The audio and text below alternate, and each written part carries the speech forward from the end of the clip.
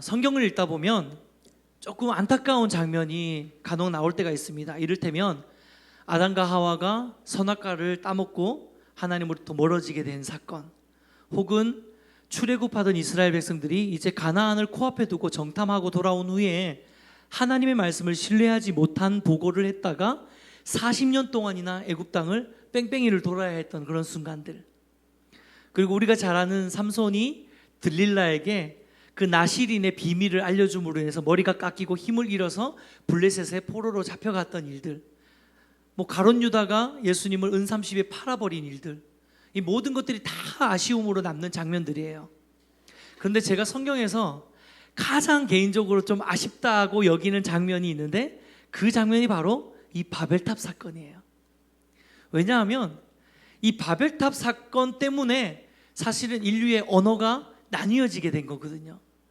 이 바벨탑만 없었으면 우리가 그렇게 영어 공부를 안 해도 되는 건데 말이죠. 영어 공부를 안 해도 되고, 지금 생각해보면 굉장히 상상만 해도 굉장히 행복해지는데, 세계 어느 나라를 가도 같은 언어를 쓰게 되는 거죠. 그럼 마음껏 여행도 다닐 수 있고, 마음껏 놀러도 가고, 외국 친구들도 많이 사귀고, 이렇게 하면서 더 좀 행복하고 윤택한 삶을 살지 않았을까 하는 생각이 드는데, 우리가 이 바벨탑 때문에 영어 공부를 또 하게 돼가지고 이렇게 각 나라 언어들이 이렇게 갈라짐으로 인해서 사실 이런 일들이 있잖아요. 재밌으라고 하는 이야기인데 너무 진지하게 지금 듣고 계시네요. 네. 성경에서는요, 이 바벨탑 사건을 언어를 혼잡하게 하셔서 서로 알아듣지 못하게 했다라고 표현하고 있습니다. 7절 말씀 같이 읽어보겠습니다. 읽겠습니다. 시작.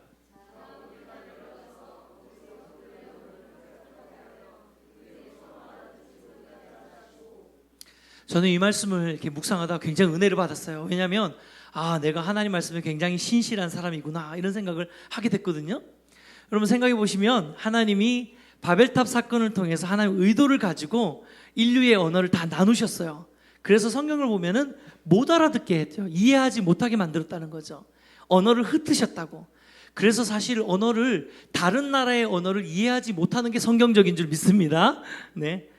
재밌으라고 하는 건데 왜 이렇게 분위기가 오늘 다 밖에서 다 이게 무슨 단합회하고 오신 거예요. 오늘 아멘 하지 말자 이러면서, 웃지 말자 오늘은 이러면서.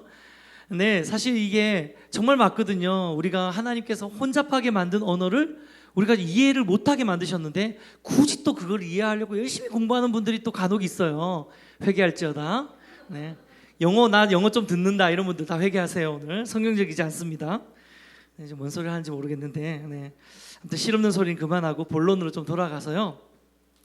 자, 저는 오늘 이 말씀을 통해서 왜 창세기 11장의 인류가 바벨탑을 쌓았을까, 그 이유를 함께 좀 살펴보면서 좀 은혜를 나누기를 원하는데요. 그들은 왜 바벨탑을 쌓았나? 첫 번째로, 인류가 바벨탑을 쌓은 첫 번째 이유는요, 하나님의 주권에 반항했기 때문입니다. 하나님의 주권에 대한 대항이었어요. 쉽게 말하자면, 더 이상 우리는 하나님의 간섭을 받고 싶지 않습니다. 더 이상 우리는 하나님의 통치를 받기 싫습니다. 내 마음대로, 내 뜻대로, 내 힘대로, 내 방법대로 살고 싶습니다 라고 하는 표현이 바로 바벨론이라는 거예요. 바벨탑이라는 거예요. 특별히 오늘 본문 말씀을 보면, 그들이 지으려고 했던 이 바벨탑이 엄청나게 큰 성이면서 또 동시에 굉장히 높은 탑인 것을 알 수 있어요. 4절 말씀 같이 읽어볼까요? 시작.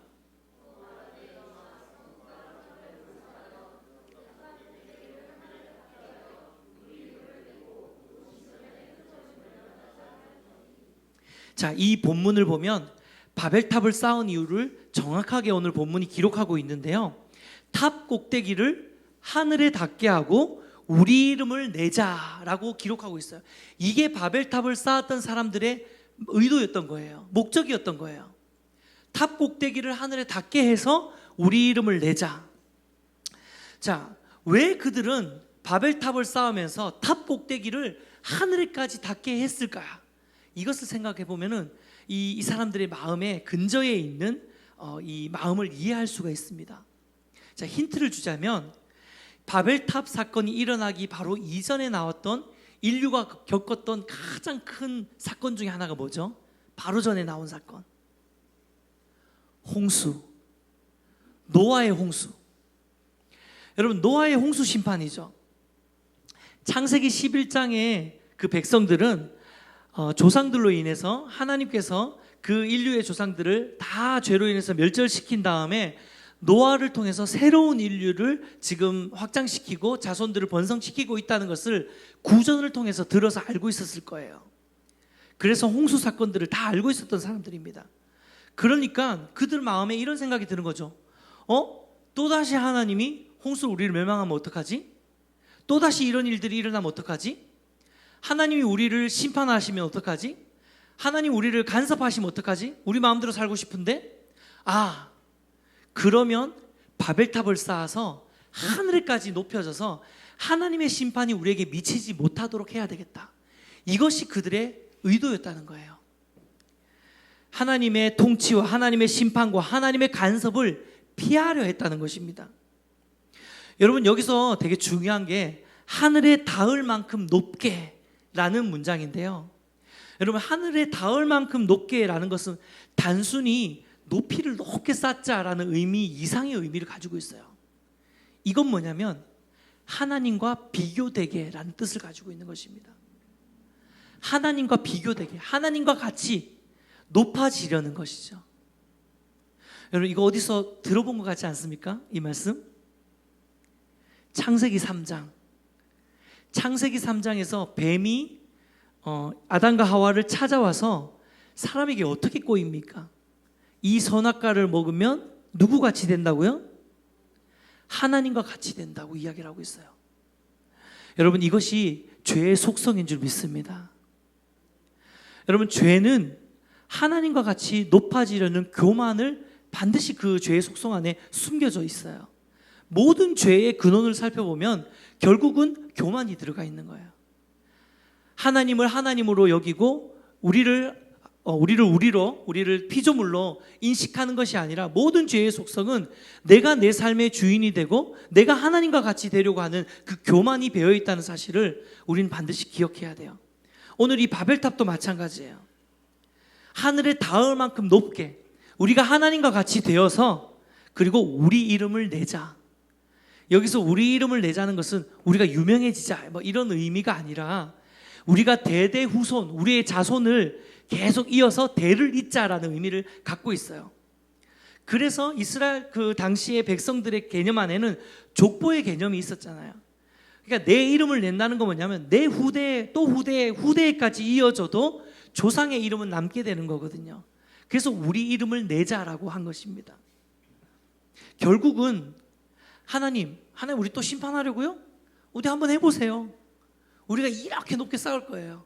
이제 하나님이 우리에게 하시는 심판도 우리에게 미치지 못할 거고 더 이상 하나님은 우리를 간섭할 수 없어. 우리가 마음대로 살아도 하나님 우리에게 뭐라 할 수 없습니다 라고 하는 그 인간의 죄된 본성과 속성과 그 마음이 바벨탑을 쌓게 만들었다는 것이죠. 특별히 이 바벨을 쌓은 지역은 바벨 지역이에요. 여러분, 바벨이라는 땅에 탑이 쌓였기 때문에 바벨탑이라 그러거든요. 근데 이 바벨 지역은 시날 땅의 한 부분에 속해 있는 지역이었습니다. 근데 당시에 이 바벨 지역, 이 시날 땅 전체를 누가 다스렸냐면 니므롯이라는 사람이 다스렸어요. 근데 성경에서 니므롯에 대해서 어떻게 이야기를 하냐면 창세기 10장 8절에서 11절 말씀 같이 읽어보겠습니다. 시작. 구스가 또 니므롯을 그는 세상의 첫 용사라.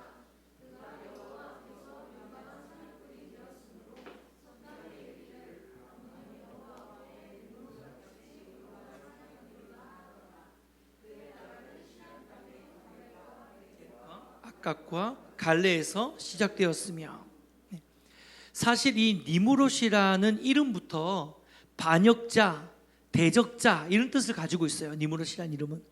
그리고 성경에는 여호와 앞에서 니므롯이 용감한 사냥꾼이라고 표현하고 있는데요, 이걸 그냥 우리나라 성경으로 읽다 보면 이 니므롯이 당대에 사냥을 굉장히 잘하는 용맹한 어떤 용사였구나 이렇게 이해할 수 있는데, 사실 여호와 앞에서라는 말은 여호와를 대적하여라는 뜻입니다. 여호와를 대적하여 용감한 사람, 무슨 말입니까? 하나님 앞에서 뻗팅기는 사람이라는 거예요. 하나님께 배째라 하는 사람이라는 거예요. 여호와 앞에서 용감한, 하나님을 두려워하지 않는 그런 폭군이었다는 것을 우리는 그 별명을 통해서 알 수 있어요.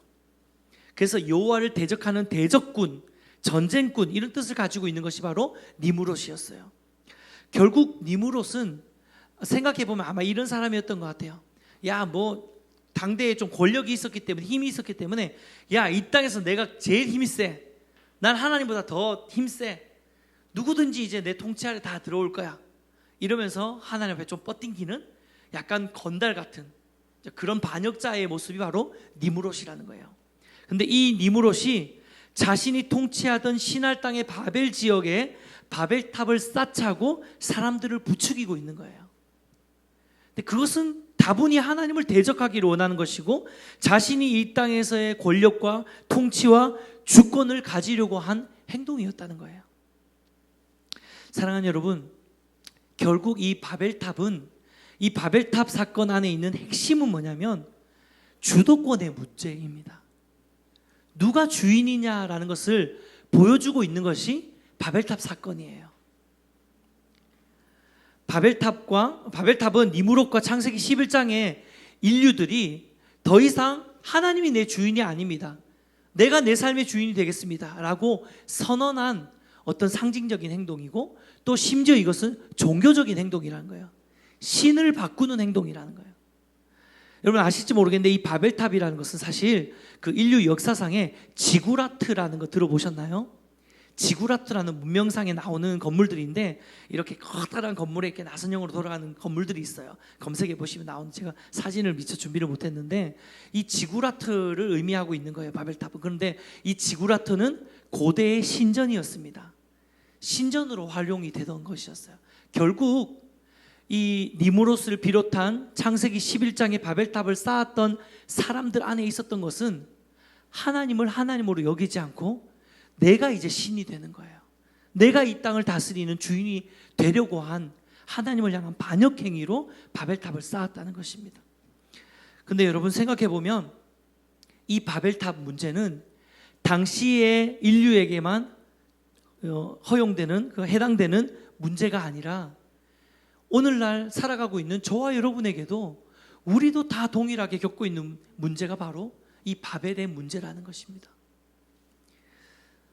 제가 3년 전에 그 심장 수술을 한 이야기들을 종종 했는데, 심장 수술을 하면서 제가 신비한 경험을 한 것 중에 하나가, 하나님이 제 삶을 심판하시면서 저에게 이렇게 환상 가운데 좀 보여주셨던 장면들이었어요.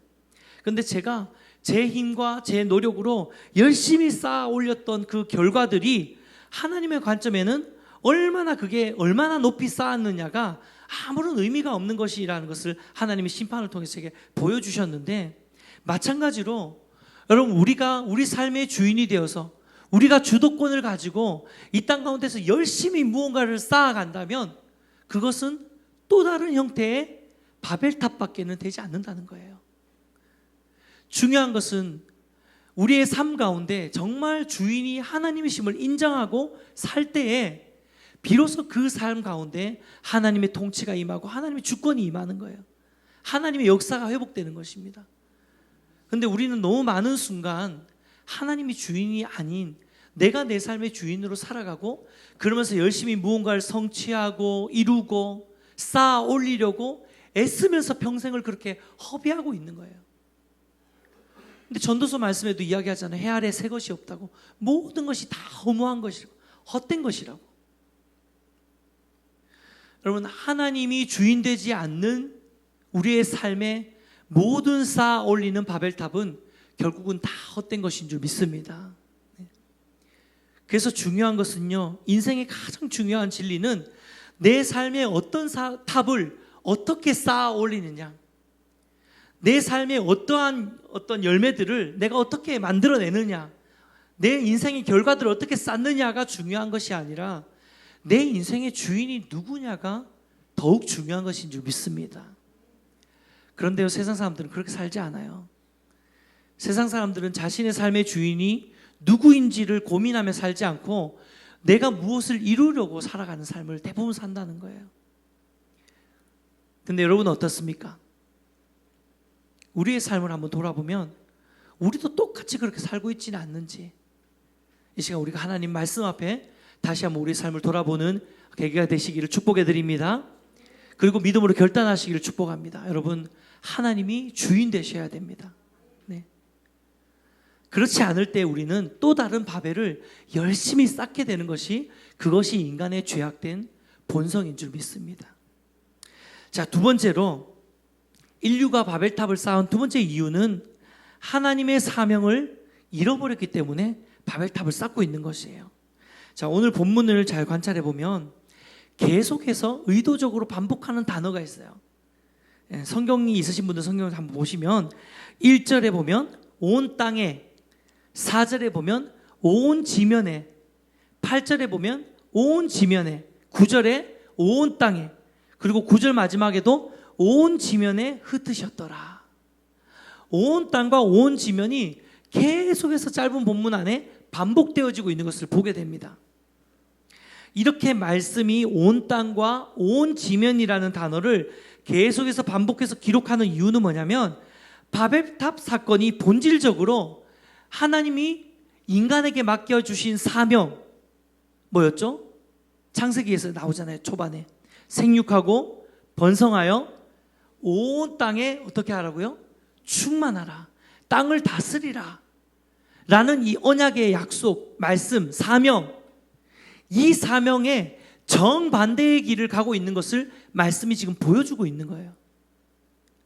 하나님은 인간에게 온 땅 가운데 충만해져서 온 땅을 다스리고 온 땅을 통치하라 라고 이야기를 하고 있는데, 지금 바벨탑을 쌓고 있는 사람들은 뭐라고 이야기합니까? 우리가 온 지면에 흩어짐을 면하자. 하나님은 흩어져서 온 땅을 통치하고 하나님의 다스림과 통치와 하나님의 나라를 우리를 통해서, 약속의 백성들을 통해서 이 온 땅 가운데 회복하기를 원하셨는데, 바벨탑을 쌓는 사람들은 하나님의 나라에 관심이 있는 것이 아니라 자기 나라에 관심이 있었던 거예요. 내 왕국을 짓고 싶었던 겁니다. 내 힘을 모으기를 원했던 거예요. 그래서 지금 바벨탑을 쌓고 있는 거예요. 제가 창세기 1장, 2장, 3장을 강의하면서도 여러 번 이야기를 했는데, 하나님께서 아담과 하와를 에덴 동산에 두신 이유가 뭐라고 그랬나요? 에덴 동산에서 아담과 하와가 두 사람이 그냥 이 동산 안에서 잘 먹고 잘 살고 찌지고 뽑고 잘 살아라고 에덴 동산에 두신 걸까요? 아니면 이 에덴 동산에만 머무는 것이 아니라 이 에덴 동산을 온 땅 가운데 확장시켜라는 의미를 갖고 있다고 말씀했던 거 기억나시죠? 네. 그래서 제가 이야기했잖아요. 하나님의 관심은요, 에덴 동산이 아니었어요. 하나님의 관심은 에덴 동산 밖이었습니다. 처음에 하나님이 에덴 동산을 만드셨을 때 이 지구에, 온 지구에 에덴 동산을 만드셨을까요? 아니에요. 우리가 알던 그 메소포타미아 문명이 생긴 그 지역 어딘가에 특정한 장소에 에덴 동산을 만드셨어요. 그러면 에덴 동산이 있는 장소 이외의 장소는 어땠다는 거죠? 아직 에덴 동산 같이 아름답고 풍성하고 정리되지 않았다는 거예요. 그래서 하나님은 이 에덴 동산에 아담과 하와를 두시면서 생육하고 번성하여 땅에 충만하고 온 땅을 다스리라 라고 하신 이유는, 에덴 동산 안에만 머물지 말고 너희가 누리고 있는 이 에덴 동산이 온 땅 가운데 확장될 수 있도록, 하나님의 나라가 온 땅에 확장되도록 그렇게 하라고 사명을 주신 거거든요. 그런데 아담과 하와는 죄로 인해서 그 사명을 잃어버리게 되고, 또 노아에게 연속해서 사명을 주셨지만 지금 어떻습니까? 이 바벨탑을 쌓고 있는 창세기 11장의 인류의 모습을 보면 하나님의 사명이란 것은 온데간데 없고 온통 자기 삶만, 자기 삶의 목적만 남아있는 모습으로 지금 살아가고 있는 것입니다. 사랑하는 여러분, 하나님은 지금도 저와 여러분을 통해서, 그리고 이 땅의 교회를 통해서 니네들끼리 그냥 여기 교회 울타리 안에 모여가지고 막 은혜 받고 막 형제님 자매님 하면서 서로 위로하고 행복하게 살아라가 아니라, 교회가 시대 가운데 교회의 역할을 하기를 원하고 계시는 줄 믿습니다. 하나님은 지금도 저와 여러분의 삶을 통해서 네가 예수 믿고 구원받아가지고 나는 구원 백성이 하나님 감사합니다 할렐루야 여기서 끝나는 것이 아니라, 너의 삶을 통해서 빛으로 살아라, 소금으로 살아라, 세상 가운데 하나님의 복음의 통로로 그리스도의 향기로 살라고 말씀은 이야기하고 있는 거예요. 이게 오늘날 하신 이야기가 아니고 창세 때부터, 창조 때부터 지금까지 하나님의 마음이라는 것입니다. 계속해서 하나님은 이 마음을 하나님의 백성 가운데 부어주고 계시는 줄 믿습니다. 결국 우리의 삶은요, 사명을 기억하고 이 사명을 붙들고 우리의 삶을 통해 하나님의 복음을 전하고 하나님의 나라를, 하나님의 통치를 이 땅 가운데 임하게 하는 그 일에 우리의 인생이 쓰임받아야 될 줄 믿습니다. 지난주에도 말씀드린 것처럼요, 하나님은 우리가 그리스도인들이, 하나님의 자녀들이 이 땅 가운데서 정말 행복한 삶을 살기를 원하세요. 하지만 우리는 그 행복한 삶 안에만 머물러 있어서는 안 된다는 거예요. 하나님 우리에게 행복한 삶을 살게 하시고 또 기쁨을 누리게 하시고 이 땅에서의 많은 좋은 것들을 누리도록 많은 은혜를 주시지만 우리의 마음은 그 은혜에 감사하는 마음으로 더욱더 이 은혜가 많은 사람들에게 흘러갈 수 있도록 또 하나님의 나라가 많은 땅 가운데 확장될 수 있도록 우리가 그렇게 복음의 통로로 쓰임받는 사명자의 인생을 살아야 될 줄 믿습니다. 그래서 우리의 사명은요, 내 삶이 아니라 하나님의 나라인 줄 믿습니다. 말씀을 맺겠습니다. 자, 그렇다면 우리가 이제 어떠한 삶을 살아야 되는 것일까요? 어떻게 살아야지 바벨탑을 쌓는 삶이 아니라 하나님의 주권을 인정하고 주신 사명을 붙드는 삶을 살 수 있는 것일까요? 저는 이것을 이렇게 말씀을 좀 제가 적용을 해봤는데요. 따라해 보셨으면 좋겠어요. 감사하고 흘려보내라. 다시 한번 감사하고 흘려보내라.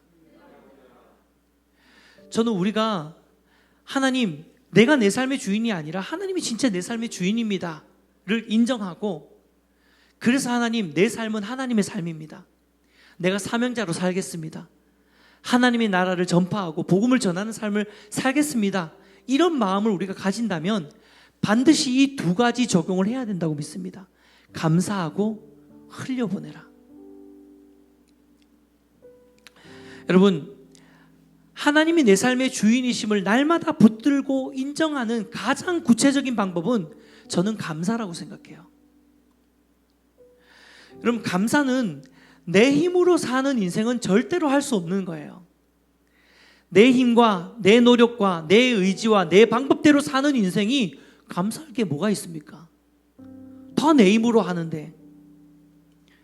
여러분, 진짜 감사할 수 있는 사람은요, 은혜를 아는 사람만 감사할 수 있어요. 아, 내가 은혜 없이는 한순간도 살 수 없구나. 이 사실을 진짜 아는 사람만이 온전한 감사를 할 수 있는 줄 믿습니다. 네. 그래서 우리는 하나님께 감사해야 되는 거예요. 의도적으로 감사해야 되는 거예요. 감사가 안 나오는 순간에도 감사를 연습해야 되는 거예요. 여러분, 하나님께 매 순간 매일매일 삶의 자리에서 하나님을 기억하고 하나님을 붙들고, 하나님 그럼에도 불구하고 감사합니다, 감사합니다, 감사합니다 라고 할 때에 우리의 영은 알게 되는 거예요. 아, 내가 감사할 분이 계시는구나. 내 삶의 진짜 주인은 내가 아니고 하나님이시구나. 나는 하나님의 은혜가 한순간도 없으면 살 수 없는 자구나. 그것을 깨닫게 되는 거예요. 여러분, 감사를 통해서 우리는 하나님이 우리 주인임을 깨닫게 되는 겁니다. 그리고요, 그뿐만 아니라 우리가 이렇게 감사하는 삶을 사는 것으로 만족하는 것이 아니라 이 감사의 삶을 사람들에게 흘려보내주는 거예요. 보여주는 거예요. 우리가 어떠한 상황 속에서도 하나님께 어떻게 감사하는 삶을 사는지 우리의 삶의 태도를 사람들에게 흘려보내는 거예요. 우리 안에 있는 그 감사의 주체 되시는, 그 주인 되시는 여호와 하나님을 사람들에게 전하는 거예요. 날마다 삶 가운데 우리가 감사를 흘려보내고 감사를 흘려보내고 감사를 흘려보내면서 우리 주변에 있는 우리 가족들, 하나님 알지 못하는 우리 가족들, 지인들, 이웃들에게 복음의 선한 영향력을 흘려보내는 것입니다. 이것이 플로잉이에요. 플로잉. 넘쳐 흘려서 흘려보내는 삶인 거죠.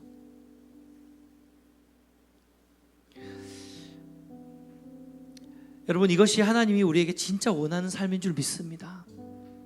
저는 특별히 감사하고 흘려보내는 이 삶이 2020년을 마무리하고 있는 지금 이 즈음에 정말 우리 믿는 성도들에게 필요한 삶이라고 믿습니다.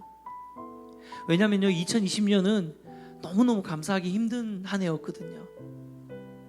지치고 힘들고 너무 어렵고, 특별히 또 사업하시는 분들, 또 여러 가지 일들 하시는 분들이 생활적으로 경제적으로 너무 많은 어려움들을 겪었어요. 일이 되지도 않고 손님도 없고 경제적으로 어렵고 대출을 해야 되고, 막 이런 어려운 시기를 많은 사람들이 다 지금 걸어가고 있습니다. 근데 세상 사람들은 2020년 이르면 정말 너무 힘들었어, 감사할 게 없어, 이렇게 생각할 수 있어요.